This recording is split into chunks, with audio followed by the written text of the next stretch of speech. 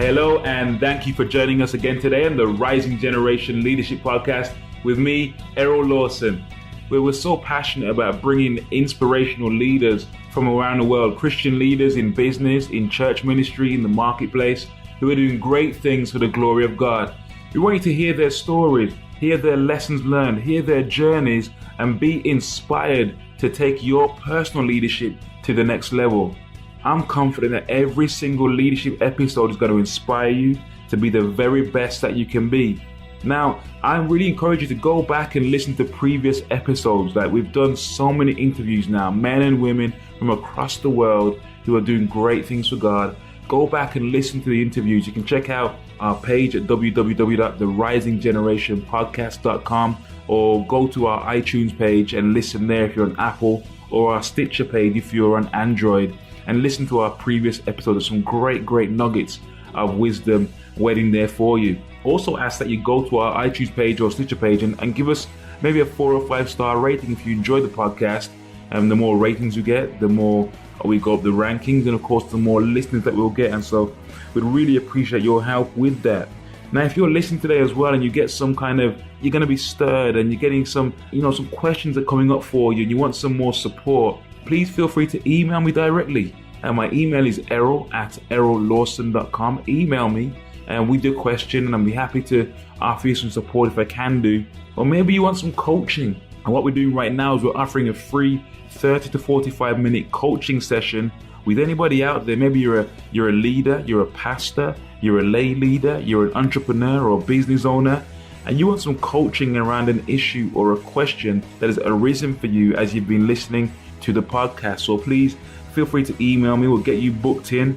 If you're wondering what coaching is, it's not counseling, it's not mentoring as such. It's more me sitting down with you, whether in person if you're local or over Skype, and to simply have a conversation and asking you questions to help you get the clarity you're looking for in your business, ministry, or with an idea you're working on right now. Yeah, so it's completely free of charge, no obligation at all. But feel free to email me at errol@errollawson.com and we'll get you booked in right away. All right, so get ready to enjoy this next episode. I pray that you'll enjoy it, and please share with your friends or your colleagues or someone you think might also benefit from hearing this great interview.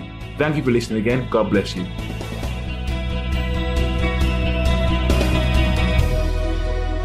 Hello and welcome back to the Rising Generation Leadership Podcast. It's great to have you with us today, and I'm really excited to say that today I've got with me Dr.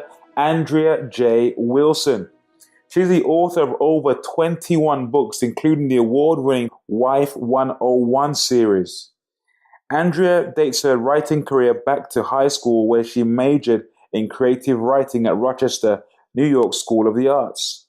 After graduation, she pursued careers in psychology and education, earning a master's degree in marriage and family counseling and a PhD in educational leadership. An avid reader, she could never shake her passion for books, which eventually led her to penning her first manuscript. Her continuously growing body of faith-based work primarily focuses on integrating her clinical background and interest in relationship development with fiction. However, she also writes supernatural thrillers under the pseudonym Janelle. In addition to her writing, Andrea is a college professor, the president of Divine Garden Press, and travels frequently for speaking engagements. She currently resides in Georgia, where she's working on an MFA and writing and plotting her next book. Andrea, thank you for joining us today on the call. Really glad to have you. Andrea, first of all, please, if you wouldn't mind filling in any gaps in your biography there, and then give us a bit of a glimpse into your world and what you're up to right now. That's pretty much it, the bio.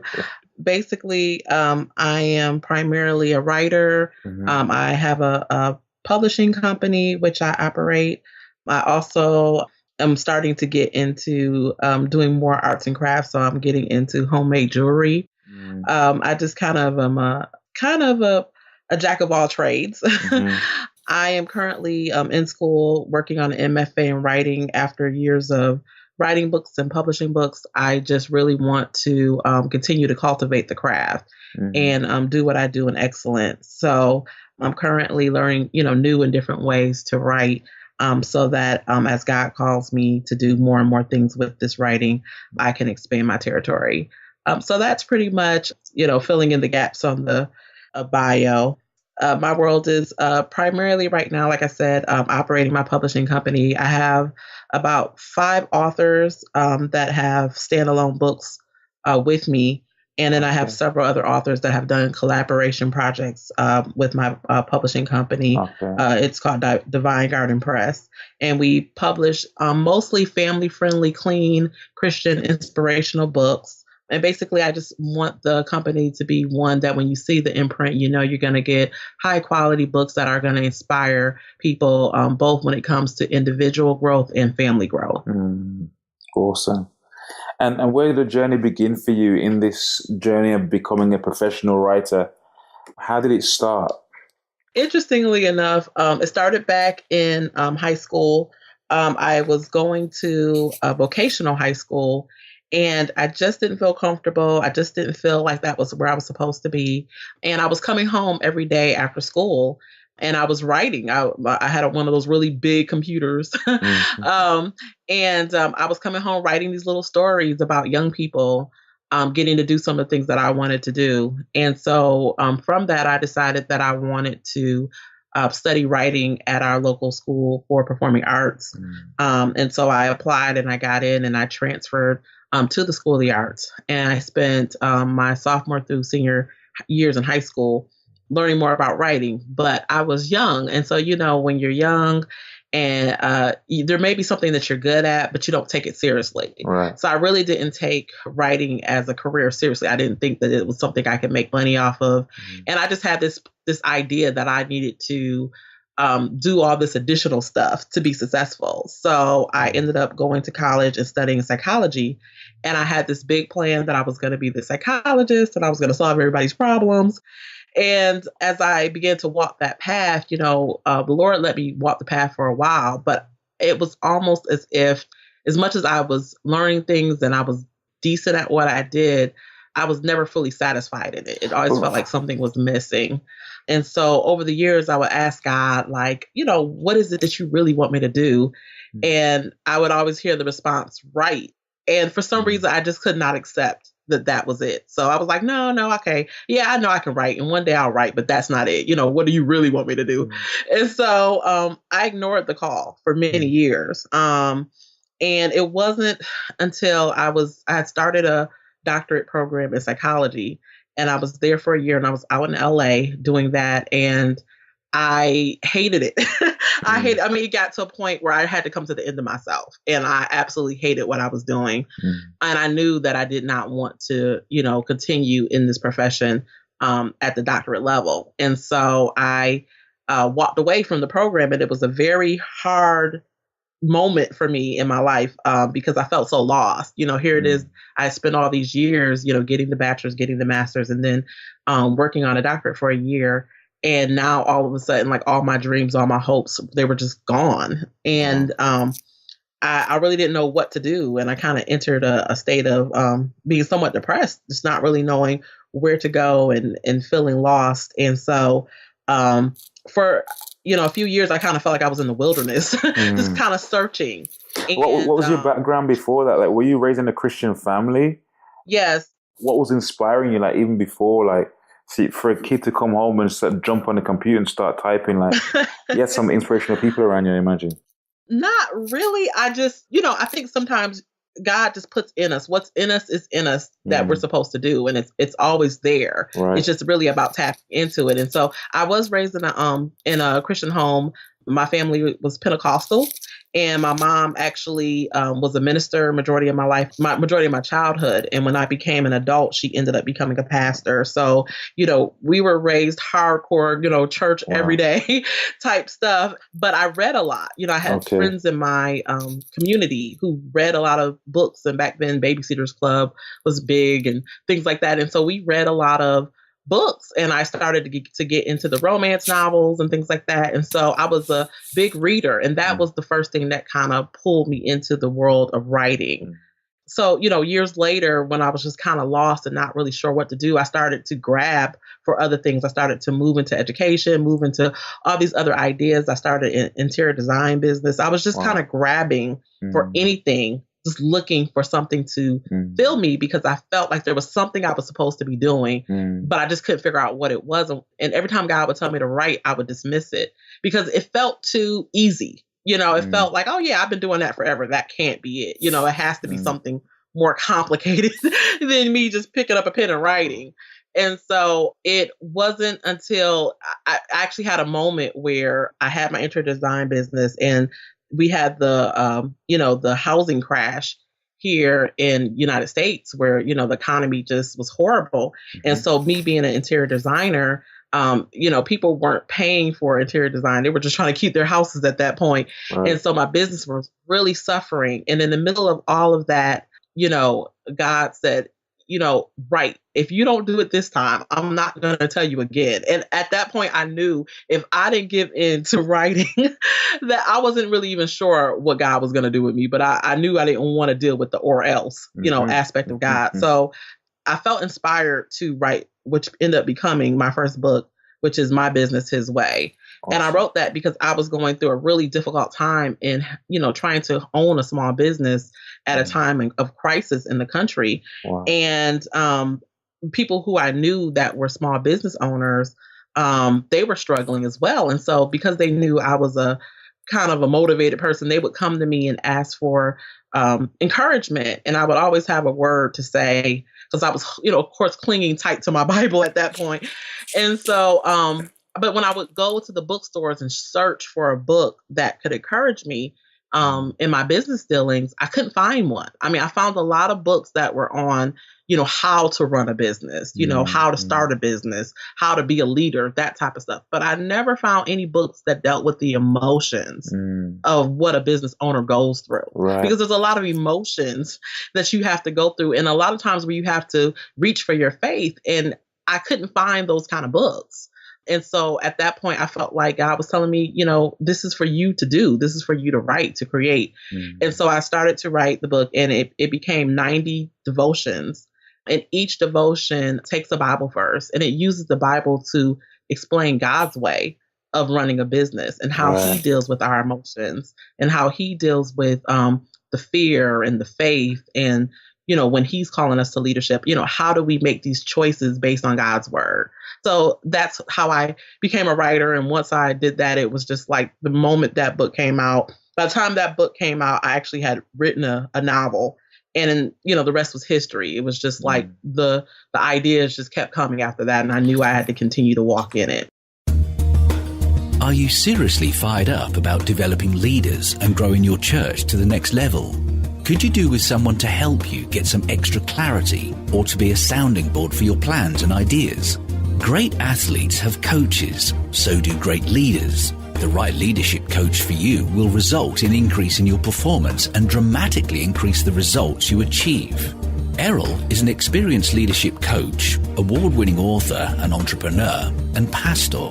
He has interviewed over 60 of the most influential Christian leaders from around the world for the Rising Generation Leadership podcast, and uses his unique insights, leadership experience, and his passion for the gospel to coach Christian leaders and help them to discover the clarity, confidence, and competence they are looking for. If you're ready to go to the next level, leverage Errol's experience and extensive network of contacts to help grow your ministry or support you in your personal and professional development. To experience the power and benefit of Errol's coaching, contact us now to arrange a free 30-minute strategy session that will help you to understand exactly what your next step needs to be. Email admin@errollawson.com right now to schedule your call. So what was the biggest turning point for you on that journey where you're a leader, 21 books, and all the work you've done academically positions you not only in your community, but, around the world as a leader in your field. Was there a turning point on your journey where maybe you were going in one direction and God spoke and said, hey, and you went in a different direction?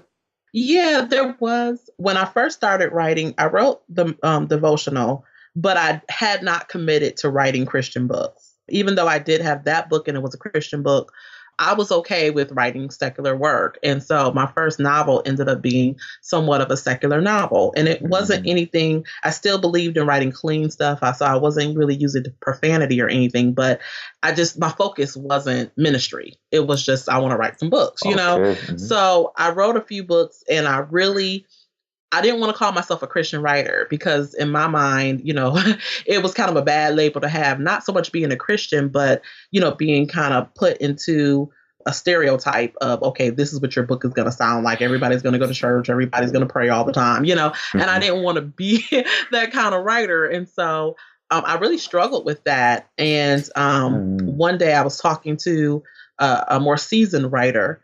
And at that time I was working on my first Christian novel. And so I was talking to her about it. And I said, I'm writing this book and it's a Christian book, but I'm not sure if I really want to be a Christian author, you know? And so she basically told me that, you know, you can go one of two ways. You can either continue just to write whatever you want to write and go all over the place with your genres. And that's fine, but you probably won't ever really build a large following for your work. Or you can decide what you want to do and pick something and stick with it. And so after that, I prayed about it and I just really felt God saying, you know, don't be afraid to do this. Don't be afraid to do this. Don't be afraid to, you know, take this label and to really commit to being a Christian writer. And so I really felt like I was supposed to, you know, give myself completely to being a Christian writer and just not writing whatever I wanted to write, but writing what God wanted me to write. And so that first novel came out and it was my biggest book to date.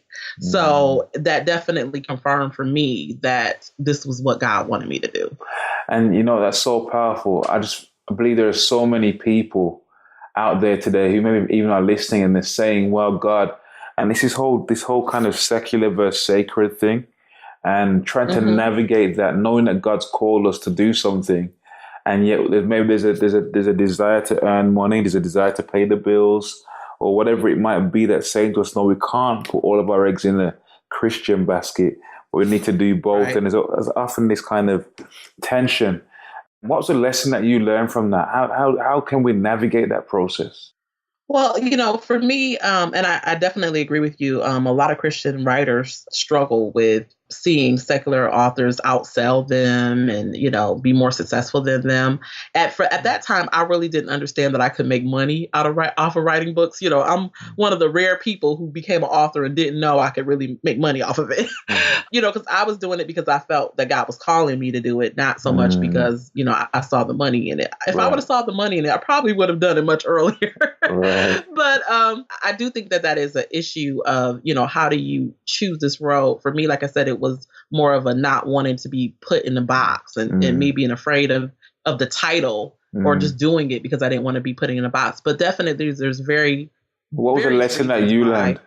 I think I learned the same lesson that I've learned throughout life, that you just have to trust God, that if he's calling you to do something, that he'll provide a way to do it. That doesn't mean that it's always going to be easy. That doesn't mean that the minute you do something, all the blessings are always going to flow immediately, but he will make a way and you will survive. And so I do think it's just the lesson of trusting him, that if he takes you to something, that he'll give you everything you need to do it. Amen. And what's been your biggest challenge so far in your leadership journey?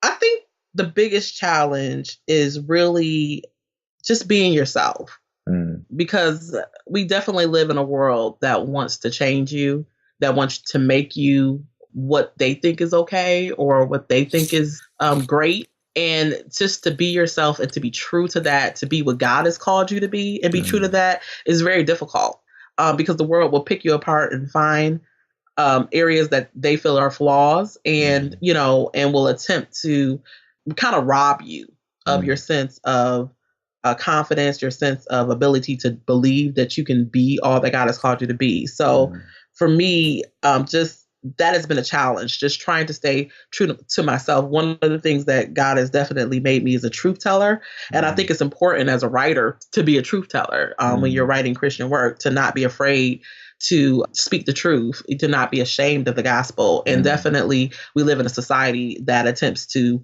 muffle out that voice and say, okay, well, you know, if you say this, you're going to sound judgmental or you're going to sound wrong or you're not going to be PC or, you know, but to just continuously tell the truth, and not worry about the consequences, but just be honest about who I am in Christ and what he's called me to do. It's good. And that's definitely a challenge. I think it's a challenge for a lot of Christians. It's great, man. At this stage now, having gotten on your 4th degree at the moment, you've got 21 books out. At this stage, how do you now define success? I used to think success was, being popular or having a certain degree or level, but definitely, and I have to tell you the story behind this. One of the most interesting moments in my life was when my PhD came in the mail. And I had been spending years trying to get to this degree. I didn't even really care about the previous degrees. I just wanted to get that doctorate in hand.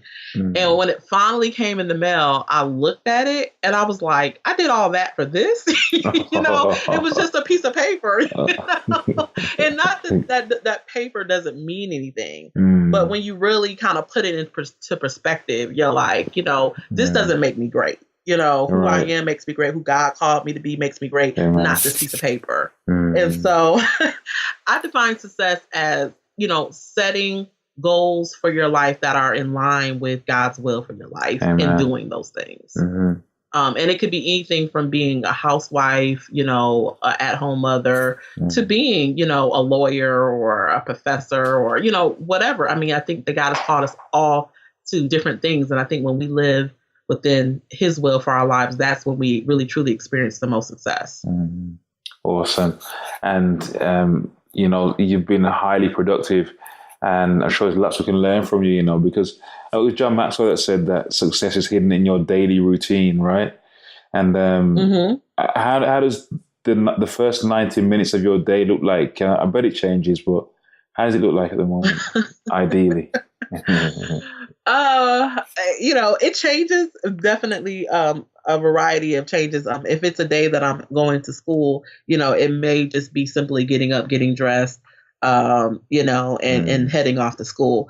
If it's a day that I'm at home, I usually try to, start every morning off with a prayer. I try to listen to some inspirational music in the morning just to get my mind on the right track. And I'm pretty much get right into, my day. So I will check emails and, just try to make sure that I'm set for what I need to do for that particular day, whether it's doing homework, whether it's working on publishing company stuff, or even writing. So it does definitely vary from day to day, but I do try to set my day off with a word from God just to get my mind on the right track. Have there been any other key habits you've had to kind of adapt into your life in order to achieve and to do what you've been doing up to now? Habits. I can't say for sure one particular habit. Like I said, I really do like to plan. Actually, I do like to plan out my day, at least have an idea of what things need to occur that day. I am a big planner. I'm not meticulous about it, but I am someone who I like to stay ahead of the game versus behind the game. I do believe in punctuality. I do believe in, setting a plan, even if I don't meet everything on that agenda for that day, or even, let's say I say, okay, I'm going to write this book in this amount of time and it takes me, 2 weeks longer, a month longer, I give myself some flexibility, but I definitely feel that you have to set a plan. You have to have a goal and you have to be moving towards something. So what's your writing habit? My writing habits are horrible. I need to get so much better with them. But typically, if I'm working on a particular book, I will set a date in mind that I want to have it finished by. And then I'll choose, I typically will sit down and write at least in thousands. So I write by the word count. Okay. So I'll write at least 1,000 words or more, and then I'll allow myself to take a break. And then I'll come back and, either that day or later on and write 1,000 or more until I get towards my goal. So I typically write in the thousands. That's how I know if I'm actually getting somewhere. How many words are your books generally? My fiction books are typically between 60,000 to 75,000 words. Okay. Yeah. And then I do have a couple of novellas, which are, shorter books. And so those books will be between 20 to 25,000. But majority of my works that are novels are around about 70,000 words. That's a lot of writing. It's a gift, It is. right? It's a gift and a calling.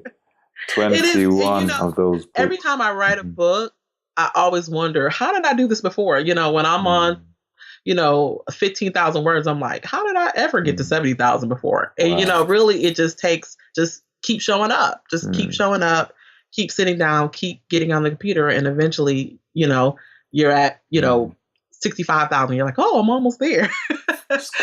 So it's just really just keep showing up, just like anything else.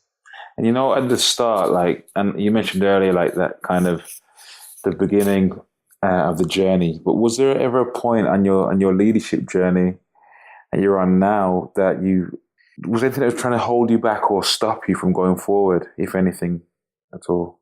You know what? Yes and yes. And it's not just one thing. It's not just one time. I think this journey is literally, you have to continue to make a choice to keep moving forward, because no matter where you are in the journey, no matter how much success you've seen in the past, you're going to get to that moment where it's going to feel like, what am I doing this for?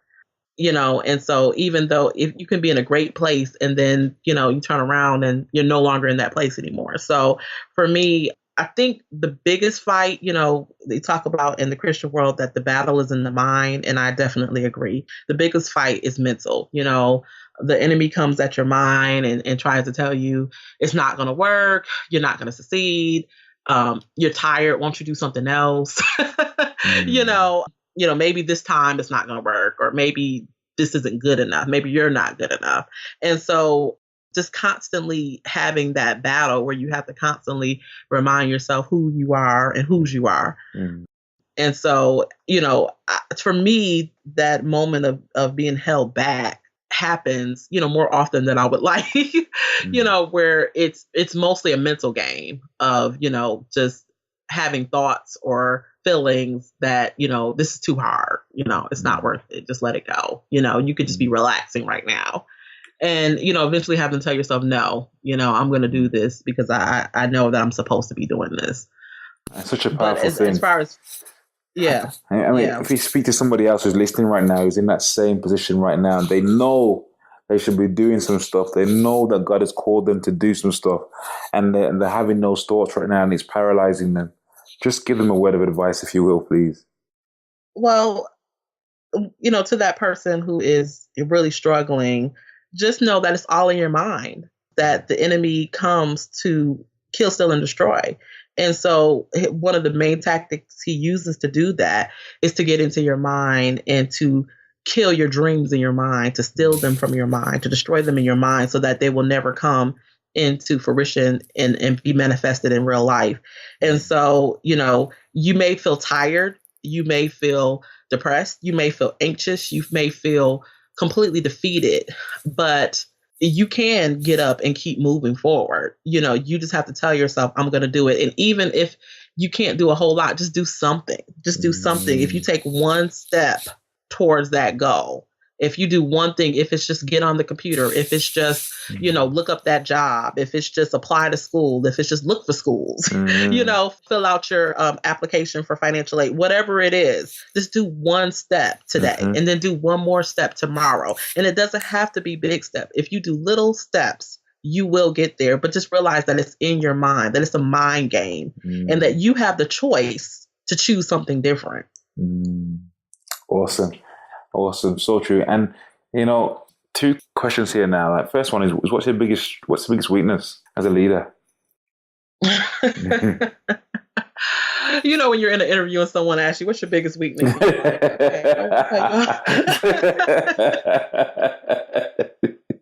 I know. That one kind of is like, okay, left field. Where do I go? Like, but hey, honestly, I'm sure you're aware of it, though. I'm sure you're deeply aware. Honestly, I think my biggest weakness is the passion, because I think when you're a leader, you have to be passionate. You have to, really care about things, really be serious about things. But a lot of times people don't understand that passion. And because they don't understand it, they'll, mistake what you do. They won't take you seriously. They'll, kind of push your ideas to the side, push you to the side. I think when you're called to be a leader, there's a constant war to get you to not be a leader. And so just that passion and carrying that passion and how much frustration comes when you have that passion and and you're not always able to move in it or do all the things that you want with it. It can be very frustrating. So as much as the passion will move you and get you to move forward, it also can sometimes be very discouraging because at times it can be very frustrating to have that much passion. And the flip side, what's your biggest strength? Definitely my biggest strength is my faith, because there's, anything that I've done in my life, I've done with definitely the strength and the grace and mercy of God. And I don't just say that because it sounds good. I know that so many things that I've done, I had to pray my way through it. I had to pray my way through classes and tests and, and financial, situations and all types of stuff that I just didn't know how I was going to get through that moment or that day. And so definitely God has kept me. So just having faith, knowing that no matter how bad it gets, there's, someone that I can turn to that's bigger than me, that can handle anything I'm going through. I've always needed that. And I really kind of feel sorry for anybody who doesn't have faith, who doesn't have that relationship with God where they can go to for strength and for hope and for peace. Wow. I'm intrigued about just reading your bio and looking at your stuff. Wife101.com. What was the thinking behind that? Where did that come from? Well, Wife 101 is the first novel that I talked about. That was my first Christian novel that ended up becoming my most successful book. Yeah. And the idea behind that really, although I was raised in a Christian home and whatnot, I really was never taught gender roles, especially being raised in the 80s and 90s. And, we were going through a time where women were coming out and women were getting jobs and women were becoming, these powerful forces, which was great. But in the process of that, we kind of lost a lot of what it is to be a woman, what God says it is to be a woman. And so because of that, I was, I had my idea. I was going to go and I was going to become this doctor and I was going to do all this. And my mom, she's a great woman, but she really didn't have a lot of the gender roles set down. And so in my house growing up, the roles were flipped. My father was more of the passive one and my mom was the more aggressive one. My mom kind of wore the pants in the family and kept the family going. Okay. And so being raised by a very strong woman and a very milder and weaker man, I basically learned from socialization that I had to be this aggressive, strong, woman. And so when I got out into the real world and I was looking for not just career success, but also relationship success, I found it really hard to deal with relationships because I really didn't have the traits and qualities that I needed to possess as a woman. And so God had to really reteach me because I didn't know how to cook. I didn't know how to do anything, and I know a lot of people are kind of throwing these things out the window, but I mean, God created men and women to do different things. That's why our bodies are different. That's why our minds are different. We think different because we have different purposes in this world. That does not, that women can't be great and wonderful, but it does mean that there are certain things that jobs that he did give each of us to do. And so God had to reteach me as an adult what being a woman was all about, what being a wife, what being a mother was all about. And so I decided to put in this novel this woman who has all this career success, all this money, she has everything but love and can't understand why her relationships keep failing. And she takes a class at church and learns what it is to be a woman. And she learns Proverbs 30. And that's what teaches her woman. So that's where the whole Wife 101 idea comes from. Sounds awesome. Sounds like a book for this time, for this generation, man. Definitely. Brilliant. Wow. And have there been any significant mentors for you along your journey as a leader? Can you think of three that come to mind? Just three. Your top three. Well, in the writing world, definitely, I spoke earlier about the author who was a bit more seasoned and gave me that great advice. And her name is Laura Castora Parker. And she definitely was and still is somebody that I go to. There's an author who's a New York Times bestseller, Mary Monroe. And she was the person that taught me I could really make money off of writing. Okay. And so she has been a huge influence in my writing career, as far as just somebody I can go to that believes in me, that is much higher than me, that, that I'm always surprised that, takes me seriously. And I guess I've had so many people that have come along and said little words here or there that it's kind of hard to, nail down. I haven't, and, you talked about at the beginning of the show, you talked about younger people and people who are looking for mentorship and whatnot. And sometimes, we don't have that one person that kind of takes us underneath their wing and shows us everything. Sometimes God just sprinkles different people in our life that just gives us a word from time to time. And I think I've had a lot of that. There's different people who've come in at a moment, said one thing, and then walked back out my life, But at that time, I needed that word. And I had a lot of those. And sometimes we have to appreciate those people too. Let me dig a bit deeper into those two relationships then, with Laura and with Mary. What was the most significant piece of advice they've each given you? I've already explained to you what Laura, that she gave me the piece of advice that, if I wanted to be successful, that I had to make a decision. And sometimes I feel like we struggle. We want to kind of have everything. We don't want to make a choice. And so she really kind of opened my eyes to the need to make a decision in my career. And Mary, I'm not sure what one single piece of advice she gave me, but definitely, like I said, the biggest thing she taught me that opened my eyes is that I could make money as a published writer, that there was plenty of money out there to be made in books. Because when I came into the industry, I really didn't. I knew I could sell a couple of books, but I never really thought about the fact that there's people who, pay their bills off of writing books. And I didn't see it in that way. And I think that was one of the reasons it was hard for me to accept that this is what God had given me to do, because I knew whatever he had given me to do, I would be successful. I would experience, wealth in that thing. And so when you don't see money connected to the thing that God is telling you to do, it's kind of hard to believe this is really it, God. But he definitely showed me through Mary that I can, achieve wealth and achieve financial stability through doing this thing and doing it for him. Awesome, man. Awesome. And almost done now. What's the one thing you're most fired up about right now? Well, I have a new book that is coming out next month called Suicide Watch. Okay. And so this book has been my Achilles heel for the past year. I actually got the idea a couple years ago, and then last year I started writing it, and then this year I finally finished it, and it will come out in January. And it's a novel. It's a supernatural thriller, and it deals with the supernatural side of suicide.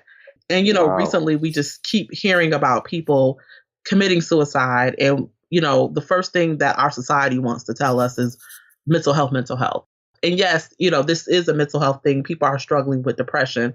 But one thing that we don't want to talk about is that, depression is a spirit. Right. And that there are spirits that are attempting to attack our mind. And so we don't talk about that because that's not really PC. But I think people need to know that every thought that comes in your mind is not always your own thought.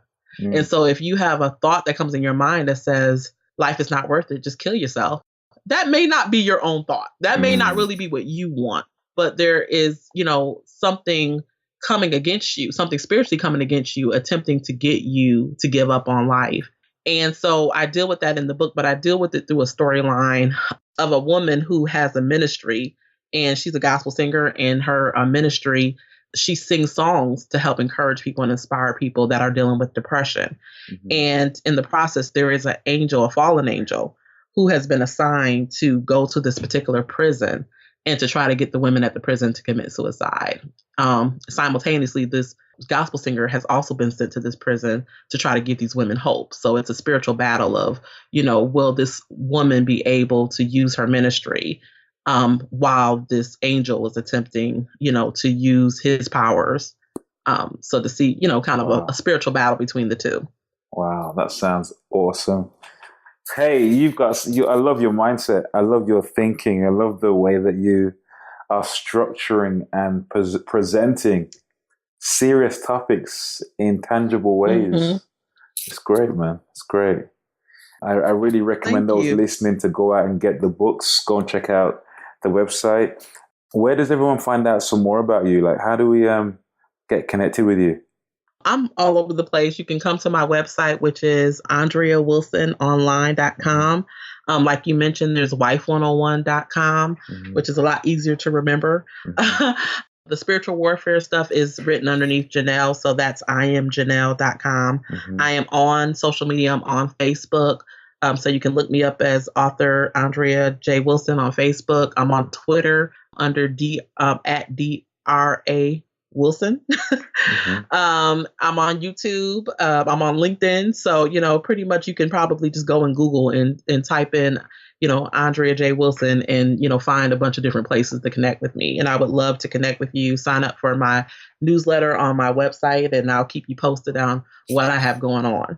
Awesome. And is there a book, lastly, is there a book or resource that you'd recommend for a leader or emerging leader who's listening in right now? Maybe they're an entrepreneur. Maybe they're in ministry. Of course. I was going to say, of course, my book. Of course, that. Naturally. No, in addition to, I do think the My Business Is Way book, so far from the feedback I've gotten, has been a really great book for people who are dealing with that or interested in getting into leadership or entrepreneurship. But also, I really enjoyed Why Not You by Valerie Burton. And she has several different books that are really good. I kind of follow her work. But that particular book is really great for someone who wants to do something great, but is struggling with, can I really do it? And she basically asked the question, why not you? And so anybody who really needs a swift kick of confidence, I definitely recommend that book. Awesome. Why Not You, Valerie Burton. That's great. Thank you, man. That is awesome. Wow. I'm inspired. I'm lifted. Dr. Andrea. Hey, listen, it's been great, man. It's been great. I really recommend anybody out there to follow Dr. Andrea and what she's doing. Check out those books. I know you'll be inspired. I know you'll be lifted. Follow her and get on her newsletter. Just get into her mindset, into her psyche. Like, she's changing the world. She's crossing boundaries, crossing barriers, and she's doing it in a really relevant and wise, if I might say, way.